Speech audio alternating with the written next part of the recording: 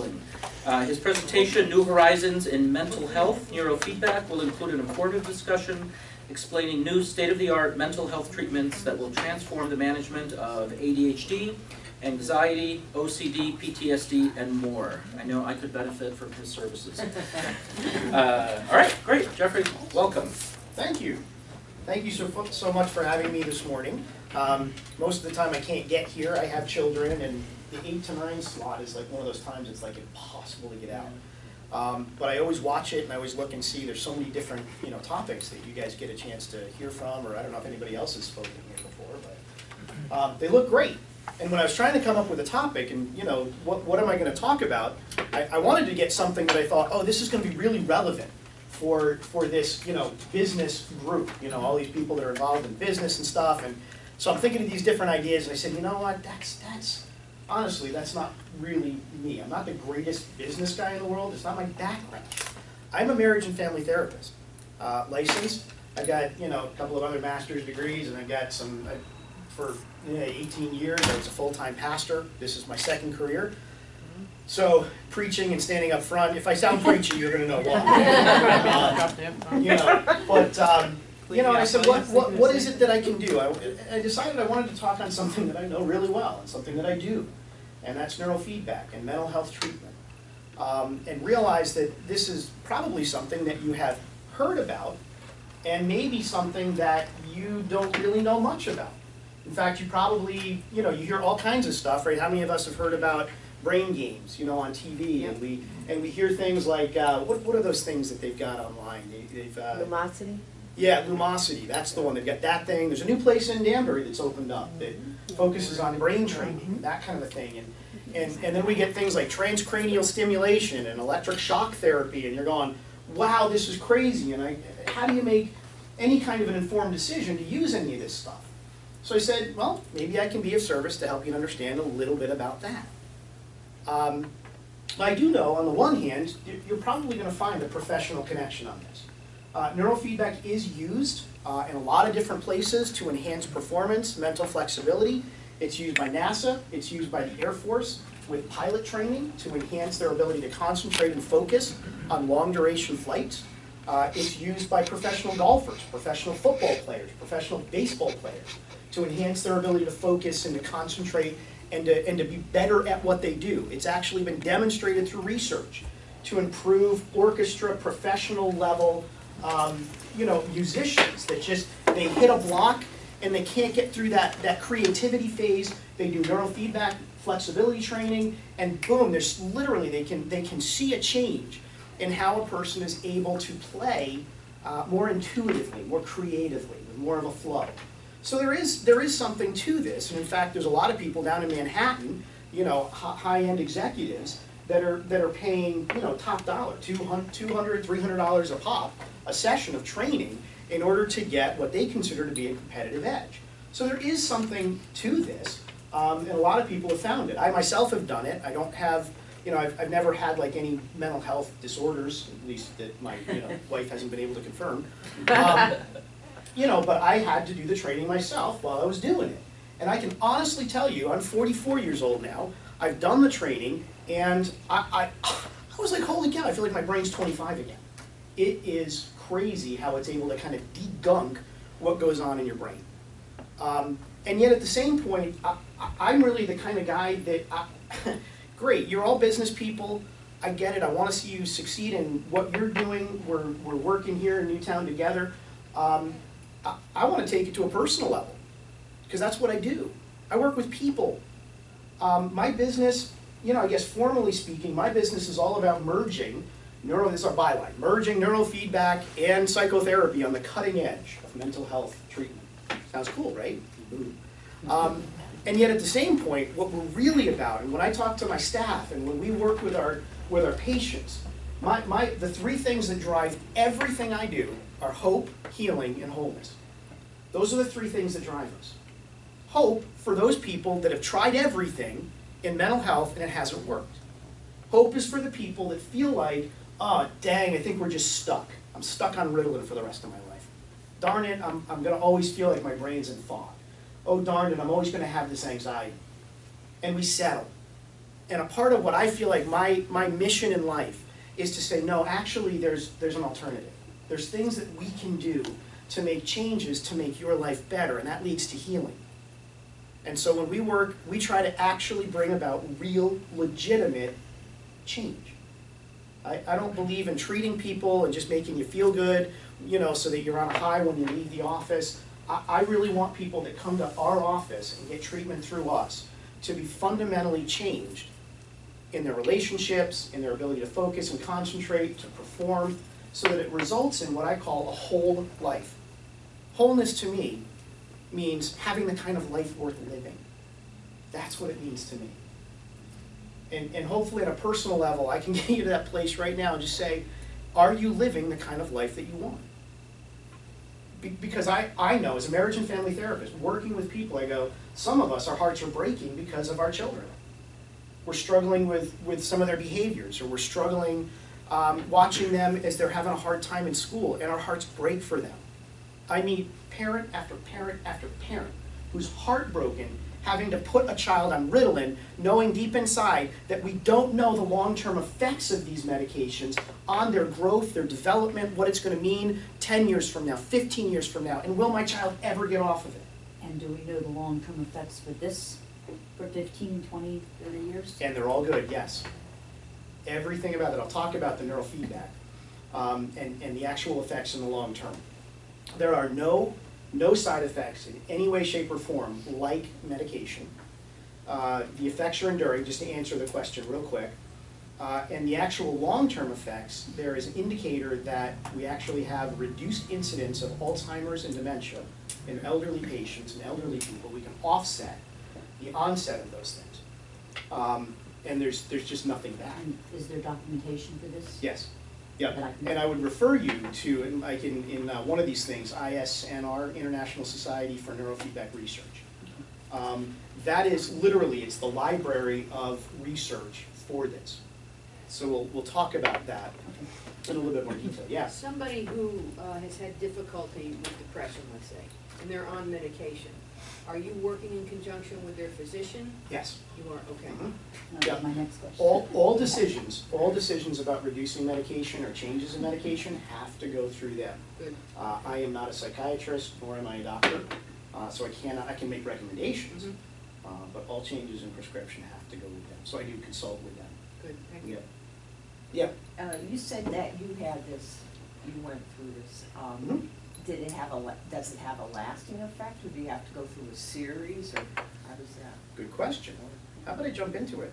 Because then I can answer that. The effects are enduring. I use that term enduring because I don't think anything's really permanent. I'd say permanent is just not accurate, I don't think, of anything. But the effect is what we do is actually shift the homeostatic norm of your brain's activity. And once it changes, it wants to stay there. So that's where we'll kind of jump off. The three things that I wanted to do today, I was going to say the first thing that I wanted to accomplish was just to give you an overview of neurofeedback, so that when you leave here, you're going to know what it is, why it works, and what you can expect treatment involves. The second thing I wanted to do was basically plant it firmly within the future of mental health treatment. And I'm going to say something crazy. People get mad at me, that's okay. I guess what will happen is 10 or 15 years from now, we'll see if I was right. I do not view neurofeedback as an alternative to medication or whatever. I don't see it as kind of a peripheral treatment. I believe that neurofeedback will be the third great paradigm shift in how we treat mental health disorders. In other words, I would go so far as to say that 10 or 15 years from now, anybody that does not use neurofeedback or a derivative or whatever we have in 15 years, because the technology changes so fast, it is going to be viewed today like somebody who doesn't take credit cards or doesn't have a website. You can do it, but you're kind of behind. But the results are that good. And the research is there to demonstrate it. Neurofeedback is demonstrated as the highest level of efficacy in treating ADHD and anxiety-related disorders. So we're the #1 non-medication treatment option for those two things. The efficacy evidence for other mental health disorders like depression, slightly lower, but there's still evidence that it works, and we're still figuring out how to improve that. Most of the problem is that we just haven't had the double-blind studies to be able to demonstrate it. But that's coming with time. But we are, with the American Pediatric Association level, the highest level of efficacy for treating ADHD. We are the only treatment that does not require meds. Every other level 1 intervention requires the use of meds. In fact, if you combine us with meds, we drop down to a level 3, which is not as good. So you add meds to what we do, and we actually don't have as good of an outcome. All right. So what is it? Simply stated, neurofeedback is simply retraining your brain. It's taking the electrical current of your brain and teaching your brain how to produce the right kinds of electric frequency and amplitude levels in the right places according to a normative database. So really what we're doing is we're working with your brain into capacity to produce and regulate electrical activity. That's what your brain does. It produces electricity. In fact, your brain is powerful enough with electricity that it could, it can basically power a light bulb all day long.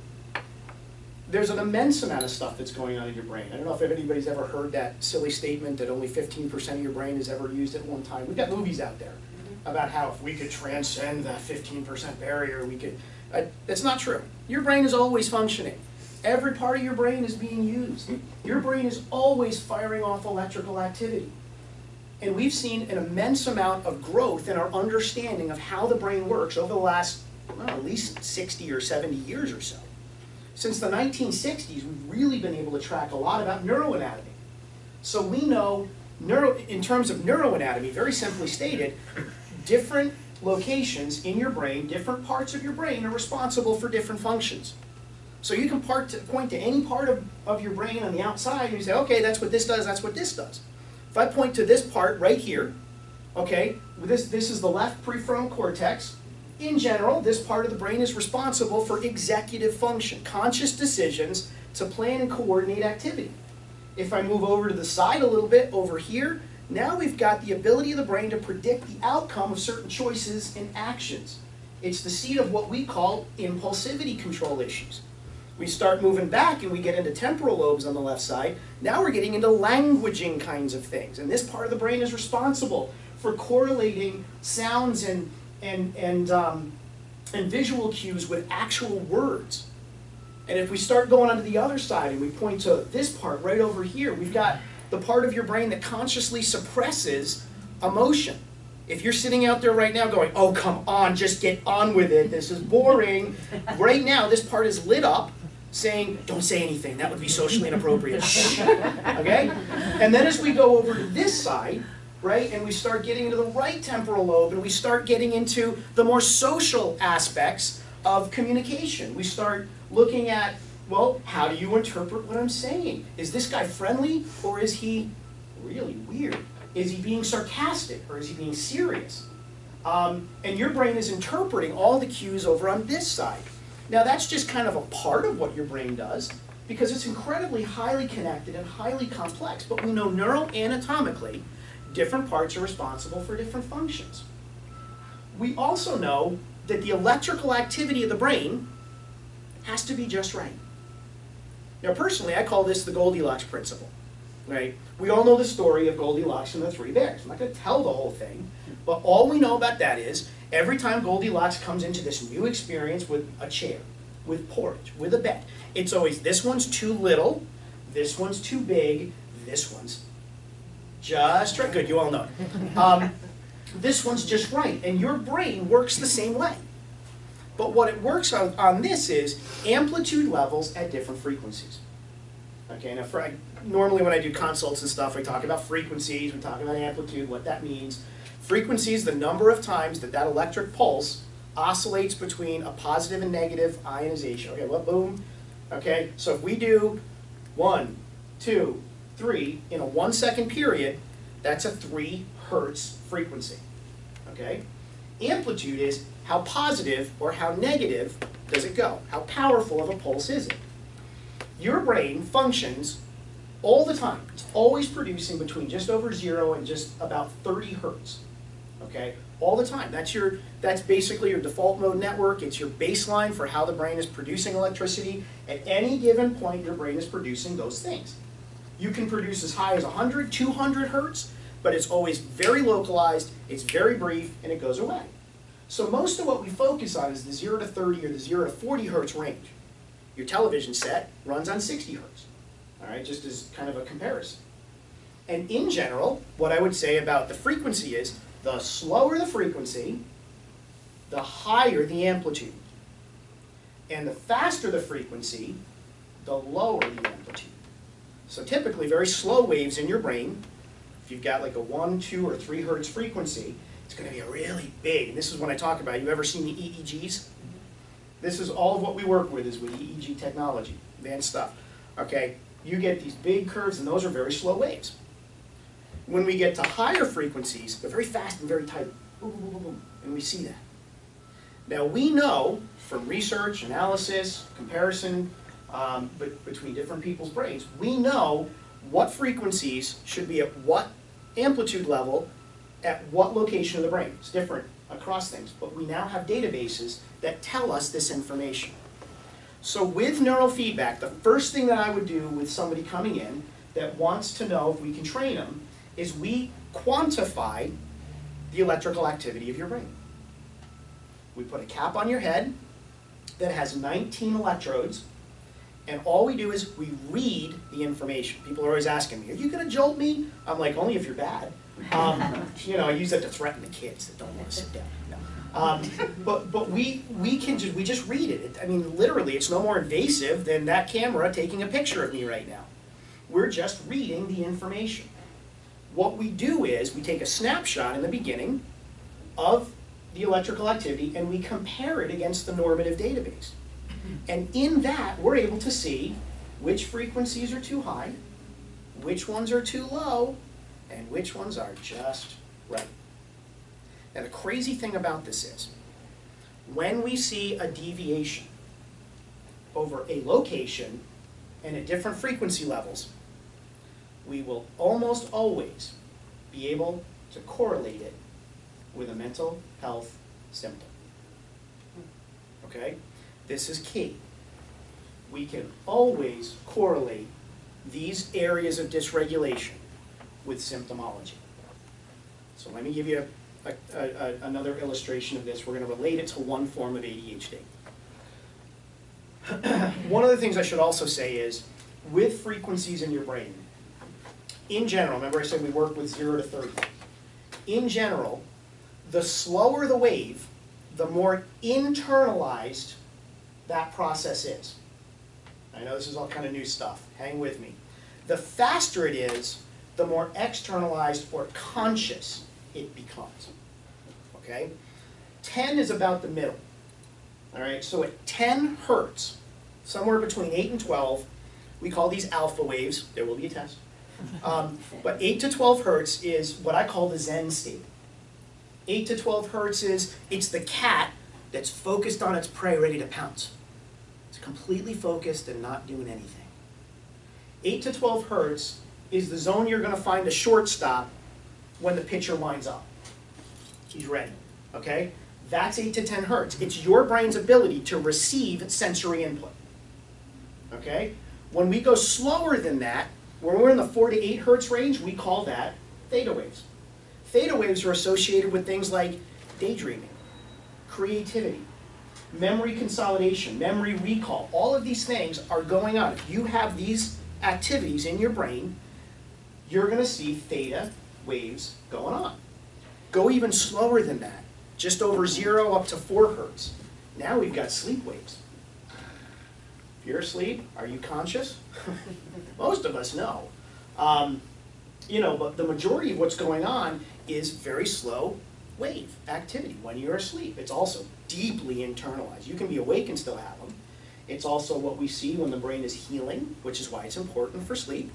And it's also the frequency that we see the communication occurring between the cortex, which is the surface of the brain, and deeper limbic structures. Most of what's coursing through your body is in slower frequencies.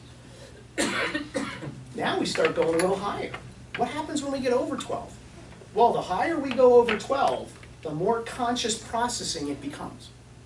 So we get 12 to 20 hertz, and this is where you're thinking through things. You're wondering, you're thinking about things, you're analyzing, evaluating information.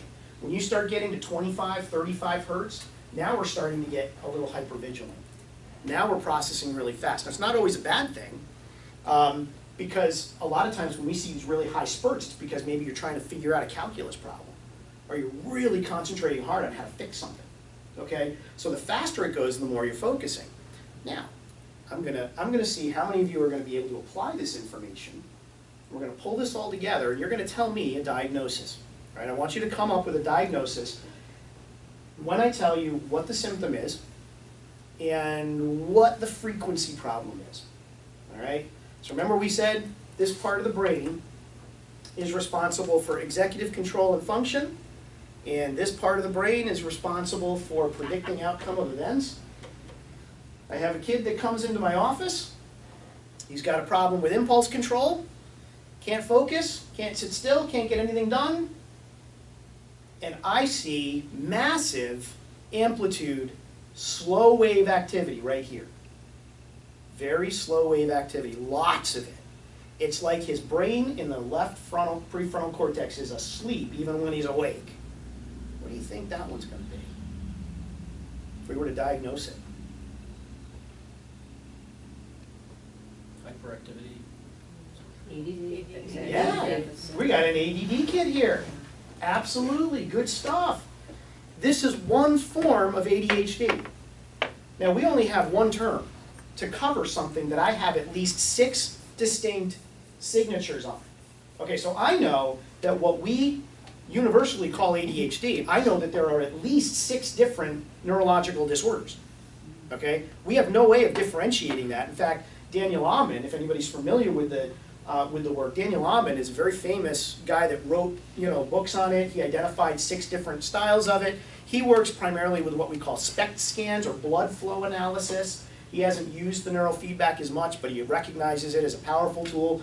But he identified these 6 different forms based upon mostly symptomology and brain function. But boy, when I tell you, I can tell you exactly what kind of an ADHD kid you've got just by doing this analysis. It's amazing. But what happens with a kid like this, and an adult, because it's not just kids. What happens with a kid like this is you've literally got sleepy left prefrontal cortex. And so what do we do with those kids?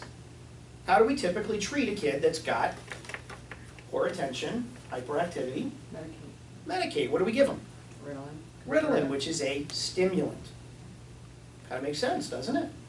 So what we're trying to do is what the stimulant does is it will slightly decrease the slow wave activity, but it will also boost, big time, the faster beta frequencies, the higher frequencies. And what they're doing is they're taking the faster frequencies and they're forcing it to wake up the slower frequencies so the kid can focus, and it works. I said the problem is, the analogy I use on treating a child that way, it's kind of like saying you get in your car and it's not going anywhere because the parking brake's on. And in order to move your car, you depress the accelerator harder and harder and harder until it starts squeaking down the road. And that's what Ritalin does. Ritalin is depressing the accelerator until it overwhelms the parking brake so that you can move. We have a different solution. Our solution is to take the parking brake off. So we work with that child to decrease the high amplitude delta in the left prefrontal cortex. When we do that, and this is where people kind of go, or they go, you're a nut job. When we do that, eventually the symptoms dissipate. They dissipate. Just go away. I mean, I get all the time after several sessions will occur, I have people come in and going, I don't know if it's a coincidence, but yesterday my kid just sat down and did his homework. I didn't have to say a word. Well, you're right. It might be a coincidence, but we get a lot of those around here. In fact, 90% of the time, we have a 50% or better reduction coincidence. After how much period of time? Great question. So what we do, when we actually engage, how long does it take for the training? Training does take time. All right, this is where, when people say this sounds like a miracle, I say, yeah, wait until you find out what it's gonna take. It's like training for a half marathon if you've never jogged before. Don't know what to say. If you wanted to be able to jog 10, 12 miles, you would have to get out you'd have to be out there 2-3 times a week running. Okay? And it'll take a good bit, it'll take a couple of months, but you'll eventually be able to run that distance. It's the same thing with the brain training. So what we do is we have people come in, they come in 2 to 3 times a week, okay, for a 1-hour session, and we train them during that time. Now for us, the average number of times, and again, this is across a wide range of different issues, average for us is about 36 to 40 sessions, okay? So 36 to 40 sessions, you can imagine it's like a 3 to 5 month investment of time. That's where it's difficult. But again, the results that we've had have been really, really good. Our goal for treatment is a 50% or better reduction in symptomology. In other words, we track all this. We track it, number one, with the actual brain analysis. We call it a QEEG. It's a quantitative electroencephalogram. We take a snapshot of the brain in the beginning, and then we take them multiple times throughout the training in order to continue to evaluate that baseline to see where it's high, where it's low, and where it's normalizing. And that gives us the baseline to know which protocols to use to train a person. Yeah? The industry average is 40 to 80 sessions. How are you able to do less than that? Because we use the most advanced equipment available. The industry average is based upon conventional training, and we use what's called Z-score S-Loretta training, and I'll explain the difference. It's the difference, I mean, it's like conventional training on steroids. So we get results that are, not only are our results better, but they're global. The conventional training works with one location at a time. So in other words, they'll put an electrode on one spot, and they'll train that. And all it does is it says, if it's high, it says go down, go down, go down, go down, go down. That's all it does. With the equipment that we use 19 channel training. So we're training 19 sites. And not just are we telling those sites, we don't tell them to just go down. In real time, we are translating the electric information, quantifying it, comparing it against the normal database, translating it into what we call standard deviations, how far off the norm is it. So we take things that are too high, too low, and then tell the brain to come back into the normal range. So we're training all 19 sites. Anything that's high comes low, anything that's low comes high. And in addition to that, we're training all of the connectivity factors, okay, which is huge. We're able to gauge how well integrated the information is. We're able to gauge the flow, if there's too much, if there's too little, and the speed at which the electrical activity translates. So the difference between conventional training and what we do is, they're training 1, maybe 4, at the most, they can train 4 different factors. We train 5,800. So the difference between what we do and conventional training is light years, light years. We're literally doing, I mean, like, other places in the state may have the ability to do what we call QEEGs. We literally train in the context of QEEG data. You know, and I mean, I get into the difference between, because even with conventional training, if you understand how we derive the data about the electrical activity in the brain, if you only have 2 or 3 or 4 electrodes, you cannot get accurate information on a QEEG. You just can't. It's not possible. And that's the majority of what's being collected. You can only do it with 19 channels. So that's what we do all the time. Good question. If a child is already medicated, Mhm. like do you need to take them off the medication in order to get this, the scan to Get be started. accurate, or are you just going from that medicated level to? We don't have to, no. Because we have research that indicates what the effects of each of those meds are on the regulatory and the electrical patterns. So we know that something like Ritalin, for instance, is going to raise frontal betas, and it's going to slightly inhibit deltas and betas. And so we know that. We take that into account. The problem is the synergistic effect of multiple meds. So when we have people coming in with 4 meds, it's really, really hard to get baseline. But what we do is we work with people, we train them, which provides a level of stability while they're coming off the meds. And the more meds they come off, the better we get a more what I call organic picture of how the brain functions. And is the training that you're doing, is that interactive, or is it just something that you're wearing a helmet and it happens and you're just resting? I love what I do, Yeah. because your training is watching a movie. That's it. Your training is watching a movie with a cap on, okay? Your brain is always looking for two things, always, whether you know it or not. It's always looking for patterns and it's always looking for rewards, okay? It's always looking for patterns because that's how it makes sense of the world, okay? I have a little stuffed animal and I go, you know, you look at the stuffed animal, it's got a face on it, I go, what's that? I go, it's a face. I go, no, it's not. Your brain identifies it as that because your brain's looking for patterns. Really, it's just like cloth and stuff designed in a particular pattern that you identify as a face. That's just how it works. That's the nature of the universe. Your brain is looking for patterns. But more than that, it's looking for rewards. It wants good things. It wants to avoid negative things. So if you were to step out of the room and come back inside and I gave you $10, you stepped out, you came back in, I gave you $10, you'd be like, huh. Out in, out in, out in. Every time I gave you $10, I would be proven this theory correct. But we do that on a conscious level, and it's the foundation of behavioral conditioning. Everybody knows behavioral conditioning, done deal. It works, okay? But that's because on a fundamental neuroelectrical level, pre-conscious level, that's what your brain does. We tag directly into the pre-conscious activity of your brain to help your brain be rewarded for certain electrical patterns. All right, so this is what happens. Somebody sits there, and they've got the cap on their head, and we're reading the data. As long as their brain, the pattern of the electrical activity, falls into a certain range, a success threshold, we'll call it, surpasses that threshold, they can see the movie they're watching. Night at the Museum, Star Wars, whatever you want to watch, it's cool, as long as it's, you know, cool. But they're sitting there watching. If it goes below the threshold, then the screen goes dark. Can't see anything. Now we add an audible cue to it because your brain, for whatever really weird reason, thinks it's just ducky to produce noises by adjusting itself.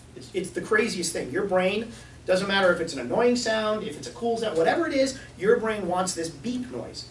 And the more successful your brain is at doing it, the higher the tone goes, and your brain likes higher tones. That's why when we talk to babies, we go, because we respond to that.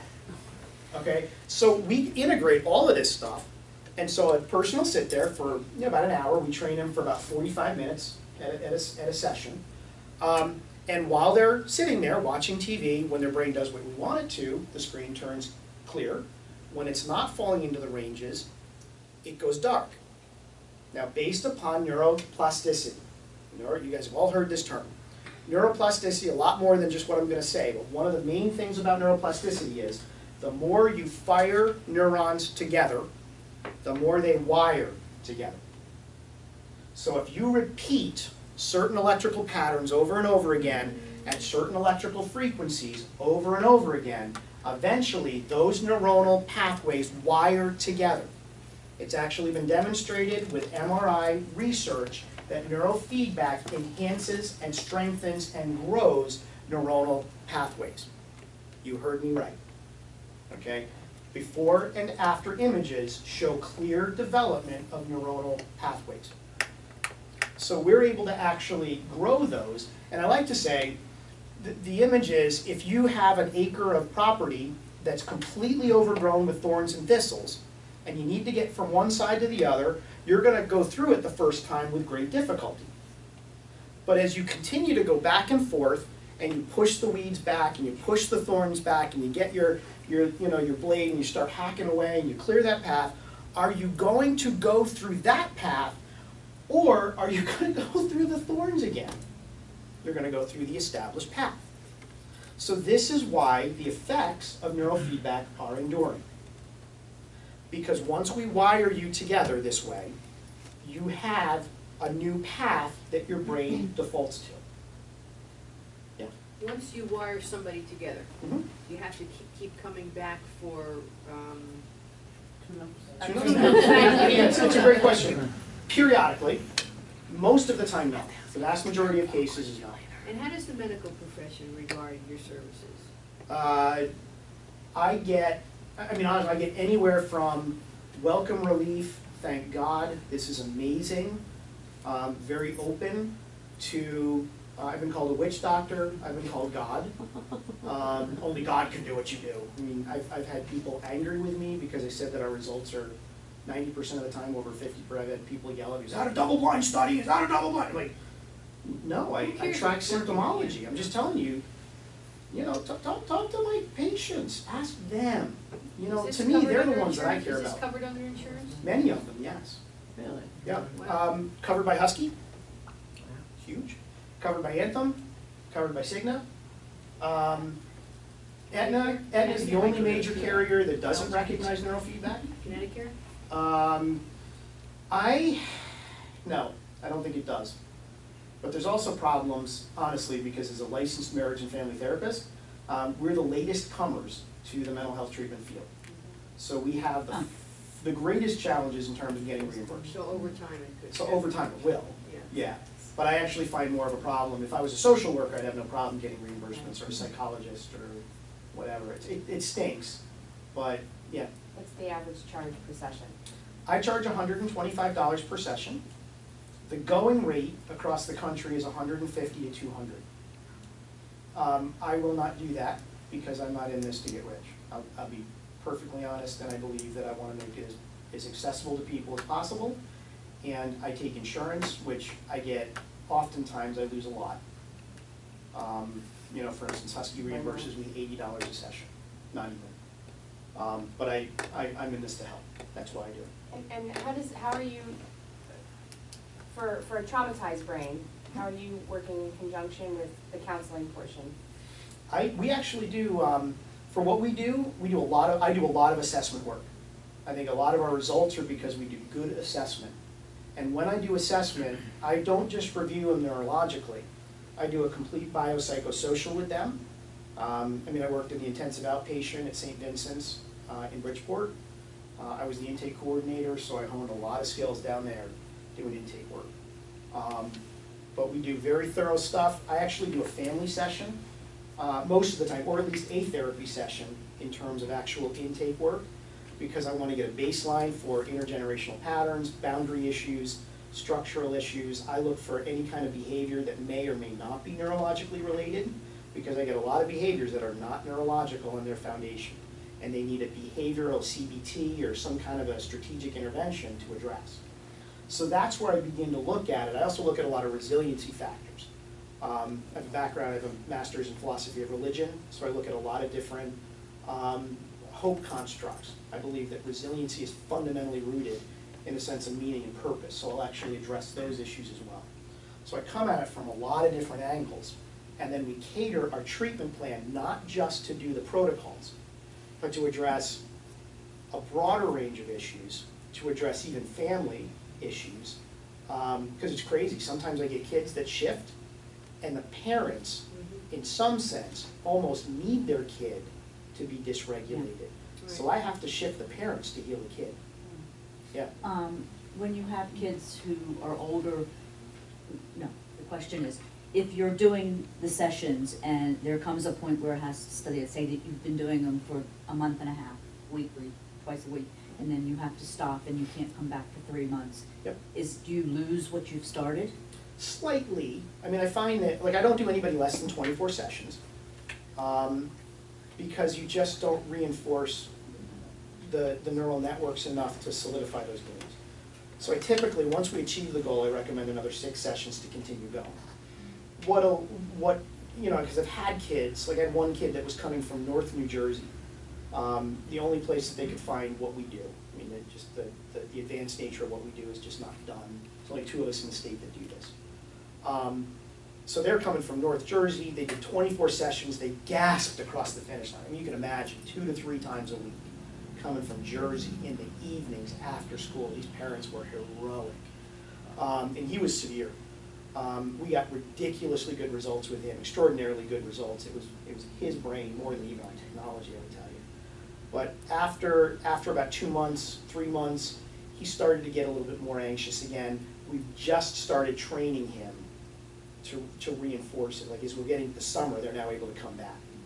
I'm sorry, so they So- came for several, They came for 24. He was Uh-huh. very severe in terms of Okay, data yeah. excess. But- He and had then stopped and now phenomenal come back. results. We stopped. There's been about a 3-month hiatus. He's not anywhere close to what he used to be. But they started to see some issues of impulsivity, creeping back in again and having a hard time. So I just ran another Q on him, and actually he sustained beautiful, he's really sustained well. He's really not that bad. There's just like one area that kind of I'm thinking of the backtracked a college, if Yeah. you started something now and they have to go away to college in August. Right. And they don't come back till December. If they start now, I'll have them ready to go to college. Yeah, I mean, typically I can get them, and then if they come back, even if they go back a little bit, their brain will remember. It's like muscle memory, Okay. and they'll go right back. Yeah. Oh, no. No. Yeah. I thought I heard you say something in the beginning regarding Alzheimer or dementia. Yeah. What would be the success rate of the elderly versus the young people? Because they, that old saying, you can't teach an old dog new tricks. Your brain is still neuroplastic, Sure you can. even when you're older. Yep. There are certain things that we take into account, but I mean, the reality is, yeah, our children's brains I would tell you that pre-18 to 21, brains are doing amazing things to shift and change. I mean, the neurological changes are profound during that period. So they're really neuroplastic most of the time. We've done from 4 to 84, literally. I've done an 84-year-old gentleman, and I did a 4-year-old child with cerebral palsy. When you get older, we can still train. There may be some little bit less efficacy, but we can still train. Does the brain heal? Yeah, it Like- actually does. Like when you kill it with alcohol or drugs or something like that, it regenerates everything? I gotta be careful on this one, because there's evidence that you can grow and regrow neural connections in the brain, okay? If they're blood clots, those can dissipate, but even if you get like a blood clot in the brain, your brain is going to change how it regulates itself to compensate for the damage. And when it changes like that, that becomes the new homeostatic norm, so even after a person's blood clot clears up, and even if they're fine, they've now dysregulated. So we repair and help that. But in terms of actual anatomical damage, I would tell you, neurofeedback is not at this point the cure for that. It can enhance function around it and very, very slowly can improve it. I've seen studies where they've literally trained a person that had brain damage or like surgery on their brain and took parts of the brain out, where they trained that individual for, literally years, and they had astounding recovery. And they did see neural growth, but we're talking like 1,000 sessions, not in the range of 36 to 40 or 100. When you talk about the counseling piece, Yeah. will you work with an individual's personal counselor? Yes. Yeah. How did you physically feel? You said you got rid of the junk. I'll tell you, I had a massive amount of delta theta excess, very slow wave activity over the sensory motor cortex. All right? I would tell my wife every day, I felt like I would wake up in the morning, and I'm very active. I'm like, nothing in me that's depressed. I'm not an anxious personality. And I work really crazy hard, but I would tell her, everything that I do feels like I'm walking uphill in the mud with an 80-pound rucksack on my back. That's how my life feels. And she'd be like, oh, stop whining, stop complaining. I mean, she'd be like, just get moving. Like every time we'd go jogging, like we jog, and like I would tell her, I'm saying, I can't even tell you, when I jog, I feel like I just want to roll over and go to sleep. Okay? I did the training. I can't believe how easy life is. I can't even tell you. I can't even believe it. I go, because I resolved all the issues over the sensory mode. Basically, it was telling my body to shut down. Just go to sleep. Didn't want to. I had to work really hard to keep moving. The energy for me has been ridiculous. For me, it was marvelous. Yeah. At what point do you address nutrition and gut health? In the beginning, yeah. I believe it's a very important factor. If people are not exercising and not eating right, those are absolute confounds to treatment. I mean, what do you usually suggest? Do you send them somewhere? Do you refer them out? if there's a clear issue, I will refer them out to like a nutritional expert. I also have to look for things like metabolic disorders, thyroid issues. diabetes, those will directly mess with your brain regulation. So those are potential issues I gotta refer out for. Are you guys seeing the research on the third brain? On the what? That third brain that's been found? We've known about the second one for a while, and Yeah. second gut, and now there's research out that there's a third brain, and that's, gut health has been proven to address many of those mental disorders. Yes. And that's where it's stemming from. Yep. You can't feed the brain, how's it gonna work properly, right? Right. Right. Yeah, I'm not familiar with that as much. I can show you some. Very cool. What do you do? I'm in sports medicine, so I Excellent. do athletic development, Yep. but now I'm very, very in touch with wellness and holistic healing. Right. Yeah, and again, for me, and a lot of this with the field that I'm in right now, is like I said, you know, like we do a form of training that's only been available for about 3 years. So even though I say, you know, hey, I've been doing this for 3 years, I'm actually one of the veterans. And in my office, we have probably one of the best QEEG analysts in the state, which trained by the people that invented it. So we're able to do stuff in my office that nobody else in the state can do. They outsource to do what we do in-source. You know, but for us, it's been an incredible learning curve. I mean, we're, you know, having to take the new technology, learn that new technology. So as time goes by, that's the kind of stuff that I want to get better with. I want to be able to integrate it with the nutritional component. At some point, I'm probably going to end up hiring a nurse to have